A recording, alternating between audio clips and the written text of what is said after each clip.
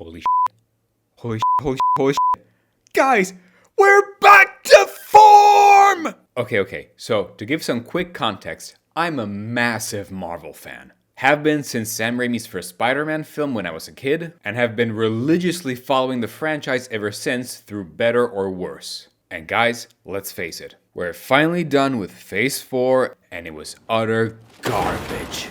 Yeah, a couple of things were salvageable, but they were clearly an exception in an ocean of absolutely terrible writing. The worst we got so far. So, I was curious to say the least when it came to watching Ant-Man and the Wasp Quantumania, which supposedly is the one to kickstart Phase 5. I was partially afraid because I couldn't bear the thought of another sludge fest. Heck, I'll even admit, maybe I'm just so exhausted by Phase 4 that this is just Stockholm Syndrome talking. But guys, I am so relieved to say that this film was actually good. And look, it might even get worse over time the more I think about it. It might be the only decent thing in an upcoming wave of trash. I don't want to deny the possibility of that. I'll be upfront. But at least for now, in this case, I can breathe serenely. But I want to clarify, I'm not going to claim that this was any form of masterpiece nor game changer. In fact, I have to say that there are a lot of issues and plot holes here as well. Although, fair warning, in order to talk about them, this video will contain heavy spoilers, so you've been warned. The whole premise is that Scott and his family accidentally shrink and get sucked into the quantum realm and have to find a way out, while discovering that there's a whole world down there. But also, it turns out it's ruled by none other than Kang the Conqueror, the new ultimate evil force that will drive the entire MCU for the next few years. Don't worry, I'll get to him in a second. The problem though is that there are a lot of things either unaccounted for or flat out ignored.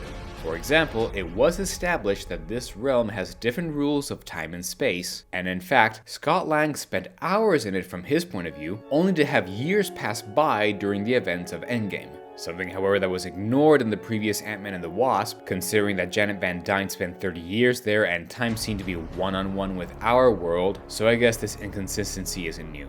Thing is though, it could have perhaps been explained better if, say, the presence of Kang and his technology helped align the times of both worlds, or I don't know, something like that. Look, it would have been at least an attempt to explain it. But no, it's just a really big and undeniable plot hole. But alright, whatever. I could ignore that for bad plot conveniences, but it doesn't end there. There are other moments when I feel like they all weren't using their resources properly, or were acting out of character. Like, for example, Scott is blackmailed to shrink further down to fix this engine sphere thing for Kang, not knowing what his plans are, but then comes Hope, who was previously informed, and helps Scott out. Yeah, but why would she do that? At least Scott isn't aware of the gravity of the situation, but she totally was, and could have told him to leave it or blow the damn thing up to stop Kang. It made no sense on her part. Second, in the third act, there's this admittedly super awesome battle with Giant Scott trying to stop Kang and his armies, and Kang is just about ready to escape the quantum realm and conquer our universe. But the problem? Scott is very effective, but clearly needs help, and Hope is just flying around zapping others. But come on! Hope had the suit and can fly too! Why the hell didn't she grow along with Scott and maximize everything? She could have been way more useful then, and time was of the utmost essence here.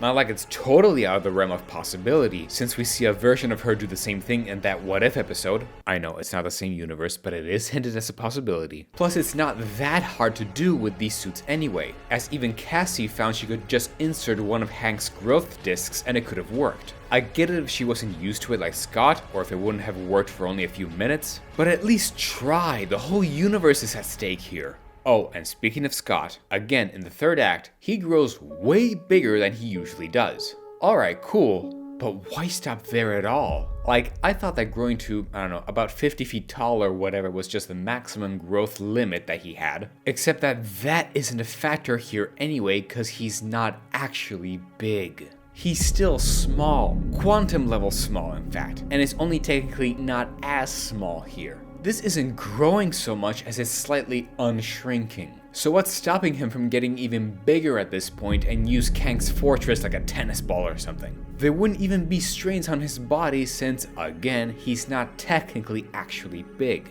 Or hell, if that would have been cheating cause then they might as well grow all the way back to the real world, at least show how he was able to make this exception this time. Finally, the sudden super intelligent ants that Hank summons, I don't know, I get it, they're actually cool, it was slowly seeded and teased through the film, and Hank was badass when he brought his army, but I don't know, they still did kind of feel a bit Deus Ex Machina. Whew! Anyway, yeah, these are some of the main issues I had with the film, and they're legit critiques. I can't defend them. But with that said, the rest, guys, was still pretty damn good. First off, visually this film is absolutely gorgeous. At first I thought it was going to become a bit too much visual stimulation watching all these really elaborate, highly detailed backgrounds that put everyone in a constant sense of sunset-like light, but I surprisingly got used to it all pretty quickly. Not to mention that the quality of these effects were, surprisingly well detailed here. Well, for the most part. The exception being MODOK. Alright, so just so you guys know, this is very subjective, but I'm not gonna bash this too hard, only cause I never took MODOK seriously. He's one of the goddamn goofiest looking comic book characters ever made, and no matter what his character was like, I could never get past the silliness of his design.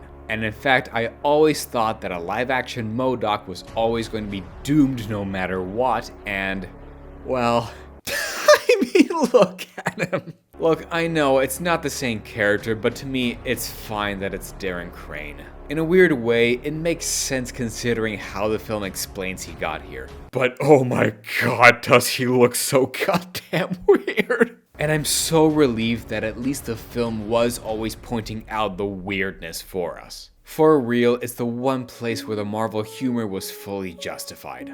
So yeah, I'm sorry guys. I love the comics, and I know fans will be upset by him, and I don't blame you all if that's the case. For real. I'm sorry if a fan favorite character of yours is going to be destroyed. I totally get it. But at least for me personally, I didn't have too many issues cause it's not a character that I personally ever was interested or invested in.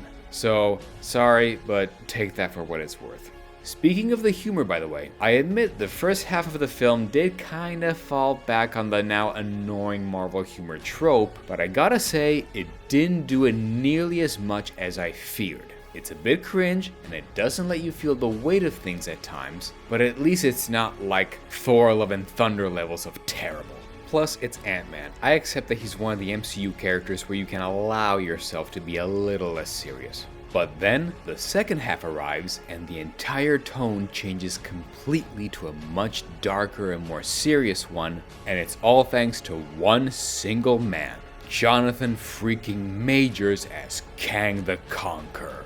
A lot was riding on this dude ever since we saw his variant in the Loki TV show, and even back then I thought he felt a little silly, but I brushed him off as just being the case of this variant. Instead, here Majors shows off his full Kangness, and the dude was a total badass. He was powerful, and his mere presence commanded a sense of danger and authority. All the Marvel humor was thankfully sucked out of the room anytime he was present, and they just let him be dangerous. Finally, a villain to take seriously again. No more Marvel humor bullshit, and it worked. Even the very epilogue, with Scott having this strange feeling that there's this incoming danger he can't shake off, helped give weight to everything at last, instead of brushing it all off. It's almost like Disney has finally learned its lesson to just let the story unfold naturally. But yeah, he was absolutely excellent, and if this is the type of danger and seriousness we're looking forward to in the upcoming future Avengers films, man, we're in good hands because we finally have a legit direction to aim towards. Bravo, good sir. Bravo.